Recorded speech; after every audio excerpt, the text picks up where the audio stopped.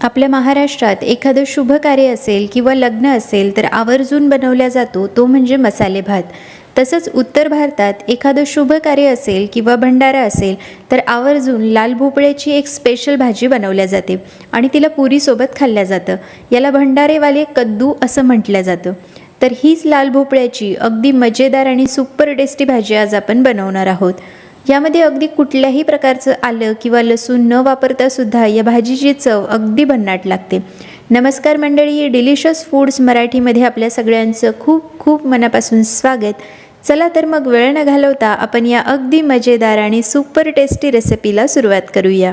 तर या ठिकाणी सगळ्यात पहिले एका बाउलमध्ये आपल्याला 1 ते 1.5 चमचा काश्मीरी लाल मिरची पावडर, अर्धा चमचा हळद, अर्धा चमचा आमचूर पावडर, अर्धा चमचा जिरा पावडर, अर्धा चमचा धने पावडर, 1 ते 1.5 चमचा मीठ, अर्धा चमचा गरम मसाला आणि 1 चमचा कसुरी मेथी घ्यायची आहे.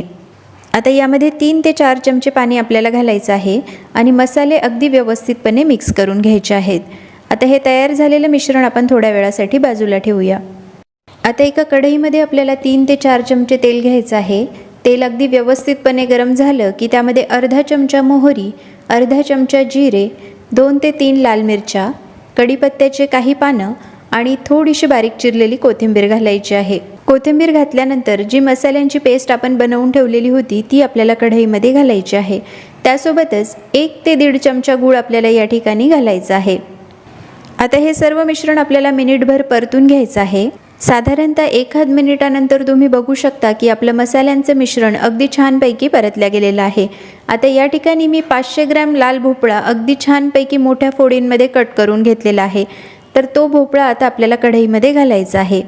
आता हा भोपळा छानपैकी आपल्याला मसाल्यांमध्ये मिक्स करून घ्यायचा आहे आणि 1 ते 2 मिनिटापर्यंत परतून घ्यायचं आहे. 1 ते 2 मिनिटानंतर कढईचं झाकण आपल्याला बंद करून घ्यायचं आहे. आता ही भाजी आपण 3 ते 4 मिनिटापर्यंत वाफवून घेणार आहोत. 3 ते 4 मिनिटानंतर झाकण काढून भाजी आपल्याला एकदा परतून घ्यायची आहे, म्हणजे जेणेकरून भोपळा हा खाली डागणार नाही. भाजी एकदा परतून झाली की पुन्हा झाकण आपल्याला बंद करून घ्यायचं आहे आणि भोपळा आणखी 3 ते 4 मिनिटापर्यंत आपल्याला वाफवून घ्यायचा आहे.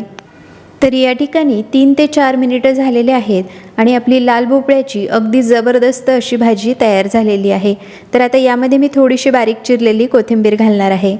तर कुठल्याही प्रकारचं आलं किंवा लसूण न घालता सुद्धा अगदी भन्नाट चवीची लाल भोपळ्याची भाजी तयार झालेली आहे. तर आता ही भाजी आपण पुरीसोबत सर्व करणार आहोत. तर मंडळी, आजची रेसिपी जर तुम्हाला आवडली असेल तर आपल्या व्हिडिओला लाईक आणि चॅनलला सबस्क्राईब करायला मात्र अजिबात विसरू नका. आणि अशाच वेगवेगळ्या भाज्यांच्या रेसिपीज आम्ही आपल्यासाठी घेऊन येणार आहोत. तर पुन्हा भेटूया अशाच एका रेसिपीसोबत. तोपर्यंत मस्त खा आणि अगदी हॅपी राहा.